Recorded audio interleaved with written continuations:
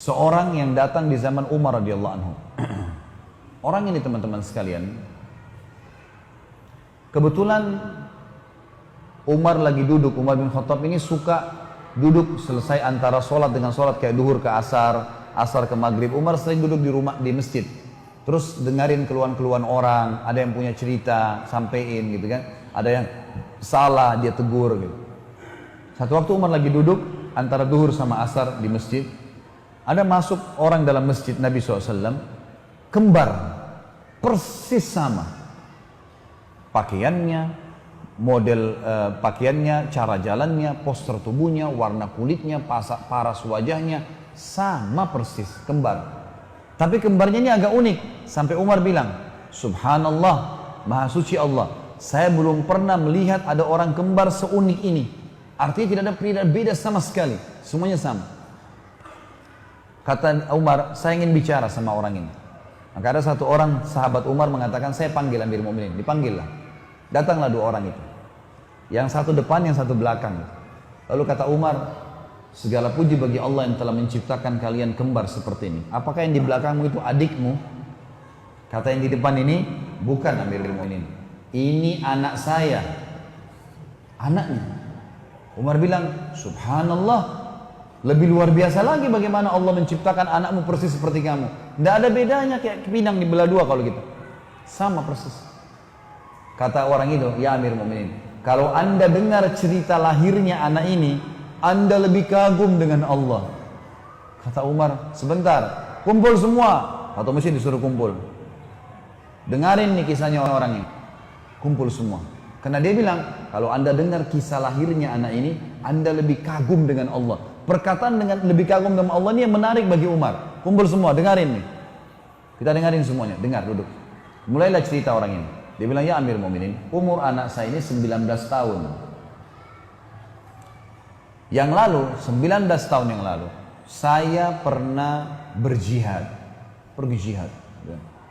Waktu saya pergi jihad ini, hari pertama saya mau jihad, istri saya lagi hamil, saya baru nikah. Istri saya hamil, ada panggilan jihad, saya mau pergi berjihad. Istri saya sedih, karena saya mau pergi jihad, kita masih baru nikah, baru berapa bulan, dia lagi dalam kondisi hamil. Saya tahu kesedihannya, takut sendirian. Maka sebelum saya keluar dari rumah, saya pun memegang perutnya sambil berkata, saya menitipkan bayiku ini kepadamu ya Allah. Itu bahasanya, saya titipkan bayiku ini kepadamu ya Allah. Lalu dia bilang, orang ini bilang, saya bilang sama istri saya, tenanglah, Allah akan menjaganya. Istri saya pun pasrah, saya pun pergi jihad. Saya jihad selama 9 bulan, dia bilang, 9 bulan di medan perang. Setelah 9 bulan saya berpikir, kayaknya sudah tiba masa melahirkan istri saya. Saya ingin balik ke Madinah, ingin melihat. Kembalilah dia. Dia dari kota pindah ke kota jihad. Dia kembali. Waktu dia kembali teman-teman sekalian, dari peperangan itu, dia bilang, Mun, saya tiba, lalu saya ke rumah saya, nggak ada istri saya. Saya datang ke rumah kerabat saya tanya, kata mereka, istrimu baru meninggal kemarin. Baru meninggal kemarin. Kata dia, bagaimana ceritanya? Sempat melahirkan? Nggak sempat. Meninggal, biasa. Tidak ada sakit, tidak ada apa, meninggal. Baiklah.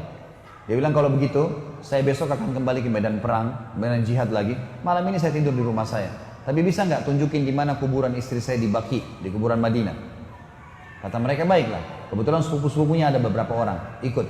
Jalanlah sama-sama ke Baqi. Pas tiba di Baqi, ada fenomena yang dia lihat agak unik menurut dia. Jadi di atas kuburan istrinya itu seperti ada debu. Dan seperti kalau kuburan baru ditutup, masih ada debunya. Kuburan lain kan tidak ada begitu, cuma kuburan istrinya saja. Lalu dia bilang, ada apa kok? Kuburan istri saya kapan kalian kubur? Kemarin atau baru sekarang? Kata mereka, dari kemarin. Kok seperti baru dikubur, masih ada pasir-pasir, masih ada debu-debu. Apa ada yang gali kuburan istri? Dia bilang enggak. Dari kemarin, kata sepupu-sepupunya, dari kemarin semenjak kami kubur istri kamu, begini keadaan kuburannya.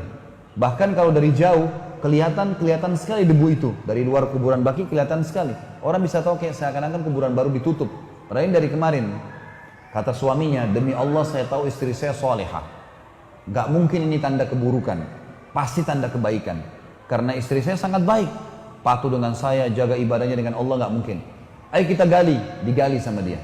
Dia bilang, ya Amir Mu'minin, waktu kami gali kuburan istri saya itu, kami menemukan jenazah istri saya masih utuh, gitu kan? Dan anak ini, ditunjuk anaknya, lagi ada di bawah rahim istri saya, lahir, menangis bayi ini. Saya pun menggendongnya dan saya dan seluruh sepupu saya ini mendengar suara, "Hai fulan, ambillah anakmu yang kau titipkan pada Allah." Dan kami demi Allah tidak tahu dari mana suara itu. Lalu saya pun mengambil anak saya. Sambil dia nangis, dia mengatakan, "Demi Allah, wahai Amirul Mukminin, kalau saya waktu itu mengatakan, ya Allah, aku titipkan istriku juga padamu, maka istriku pun aku yakin belum mati sampai sekarang." Bagaimana kekuatan seorang mukmin sama Tuhannya, teman-teman. Dan memang itu inti daripada agama kita sebenarnya. Bagaimana kita berdoa, beribadah, yakin kalau Allah Azza wa Jalla itu ada. Dan ada ribuan kisah yang seperti ini, teman-teman sekalian, yang berhubungan dengan kesolehan orang-orang yang sudah mengenal Tuhannya. Bahagia. Mereka sangat bahagia. Musibah bisa dilaluin, nikmat bisa disyukurin, segala macam hal bisa menasihatin orang, dan seterusnya. Ini hal yang paling mendasar dan tinggal sabar. Orang beriman, teman-teman, kita semua ini tinggal sabar. Sekarang Anda tinggal jalankan aktivitas sehari-hari, azan, sholat, puasa kalau puasa, sedekah kalau pas sedekah, baca Al-Quran, jaga amal soleh, jaga diri dari maksiat, jangan riba, jangan dusta, jaga semua itu sampai mati saja. Sampai mati saja. Mati demi Allah masuk surga. Surga itu bukan dongeng, teman-teman. Keyakinan seorang mukmin, rukun iman kita yang kelima, hari kiamat. Hari kiamat masuk dalamnya kematian, alam barzah, hisab, surga dan neraka. Itu dasar. Hadis Nabi SAW ribuan, ratusan yang menyebutkan masalah surga dan neraka ini. Ada semua. Ini fenomena bukan main-main. Daripada Anda menjadi orang yang bermaksiat, jelas dadanya sesak, tidak tahu harus kemana arahnya, dibenci oleh Allah dan hukumannya ada.